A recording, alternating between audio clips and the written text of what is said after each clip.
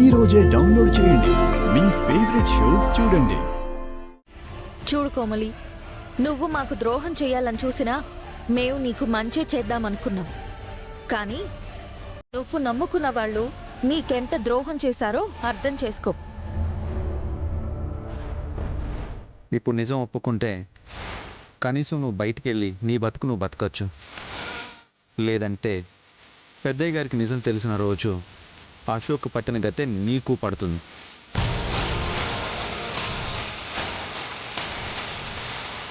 పోనీలే రాజు, ఇప్పుడు ఎలాగో కలిసి ఉండలేకపోయారు, అక్కడైనా కలిసి ఉంటారు, అంతే కదా కోమలి?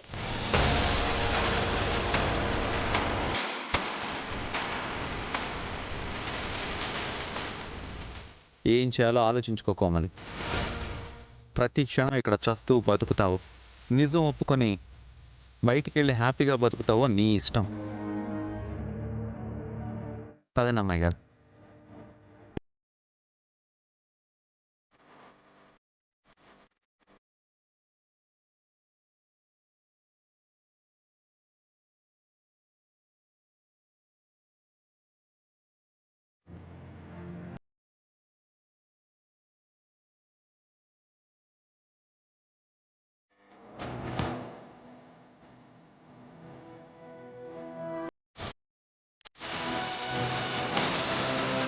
అశోక్ ఎలాంటి ప్రమాదం రాకుండా చూసుకుంటామని చెప్పారు కదా, కానీ మీరేం చేశారు? దగ్గరుండి మరీ జైలుకి పంపించారు. ఇలా జరుగుతుందని మేమేమన్నా కలగన్నాం రుక్మిణి? అనుకోకుండా అలా జరిగిపోయింది. ఇప్పుడు ఆవేశపడితే ఏం ప్రయోజనం? కూల్గా అశోక్ని ఎలా బయటికి తీసుకురావాలో ఆలోచిద్దాం. అశోక్ని బయటికి తీసుకొస్తారన్న నమ్మకం నాకు లేదు.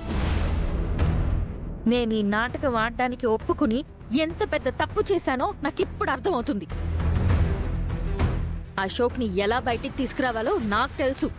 అశోక్ని బయటికి తీసుకురావడం అంత ఈజీ కాదు కోమలి. ఎందుకు కాదు? అసలు జరిగిందేంటో సూర్యప్రతాప్ గారికి చెప్పి ఆయన కాళ్ల మీద పడితే ఆయనే బయటికి తీసుకొస్తారు.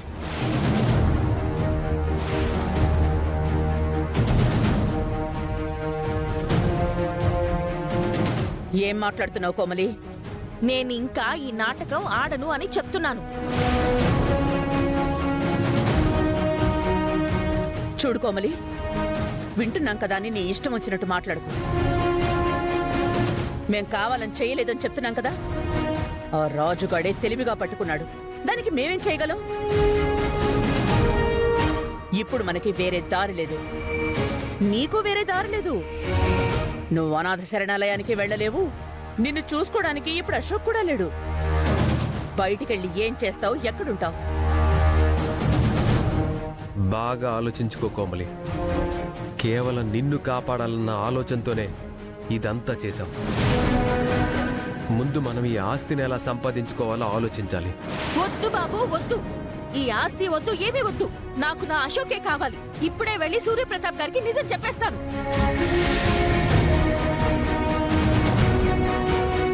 ఏం చెప్తావే?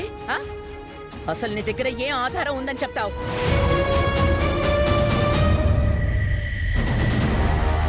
ఓవర్ చేసావంటే నీకు అదే గతి పడుతుంది. అశోక్ని మేము బయటికి తీసుకొస్తామని చెప్తున్నాం కదా, అర్థం చేసుకో. కాదు కూడదు అని తోక ఆడించావంటే మేమేం చేస్తామో నీ ఊహ కూడా అందదు. మీ పెళ్లి ముహూర్తం టైంకి అశోక్ని బయటికి తీసుకొస్తాం. అంతవరకు నోరు మూసుకుని మేము చెప్పినట్టు చెయ్యి. ఊరికే సీన్ క్రియేట్ చేయద్దుకో. నీ ఫ్యూచర్కి నాది గ్యారంటీ, మనది గ్యారంటీ అని చెప్తున్నా.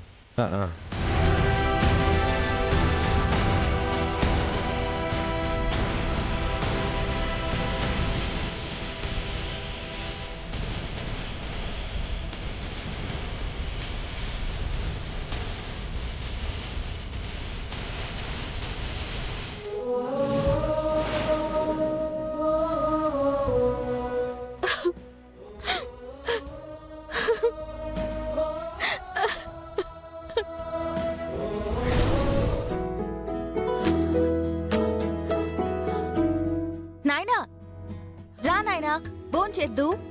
మీరందరూ భోంచేశారా? అందరం భోంచేసినాం నాయనా. అమ్మా నువ్వే మిగిలిపోయిండారు. అమ్మేమో ఆకలిగా లేదు తర్వాత తింటాను అనింది. ఆకలేదని టైంకి తినకపోతే ఆరోగ్యం ఏమవుతుంది? వచ్చి తినమను. హా?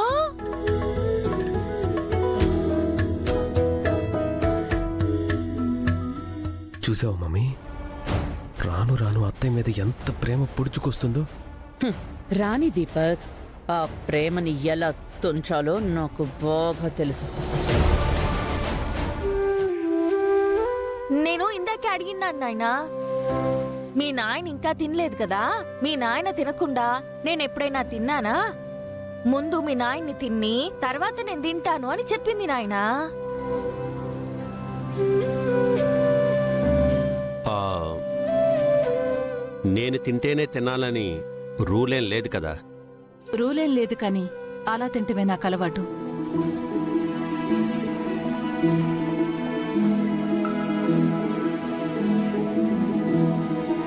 నా గురించి నువ్వేం ఆలోచించక్కర్లేదు. నీ గురించి నువ్వు ఆలోచించుకో. నీ ఆరోగ్యం గురించి ఆలోచించుకో.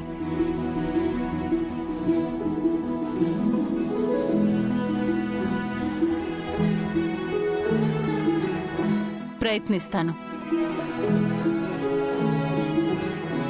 వెళ్ళి భోంచేయి. ఆకలిగా లేదు. అదే ఎందుకు అని అడుగుతున్నాను. ఎందుకంటే రేపు నా కూతురు పుట్టినరోజు. ఎలా సెలబ్రేట్ చేయాలా అని ఆలోచిస్తున్నాను.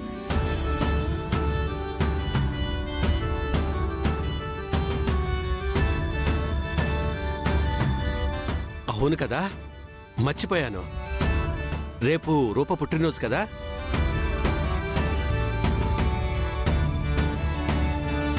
రేపు రూప పుట్టినరోజు మాత్రమే కాదు, రుక్మిణిది కూడా.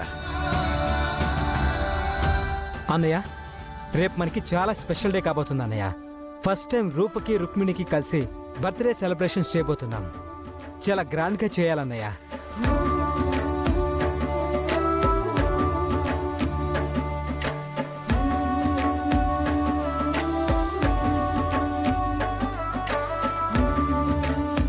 అమ్మ రూప, రా. ఏంటక్కా బర్త్డేని కూడా మర్చిపోయిండవా? అసలు జోషే లేదు నీలో. ఆహాహా. అదేం లేదు రుక్మిణి, ఫస్ట్ టైం అమ్మతో కలిసి బర్త్డే సెలబ్రేషన్స్ జరుపుకోబోతున్నాం కదా, అందుకే కొంచెం ఎమోషనల్ అవుతున్నాను.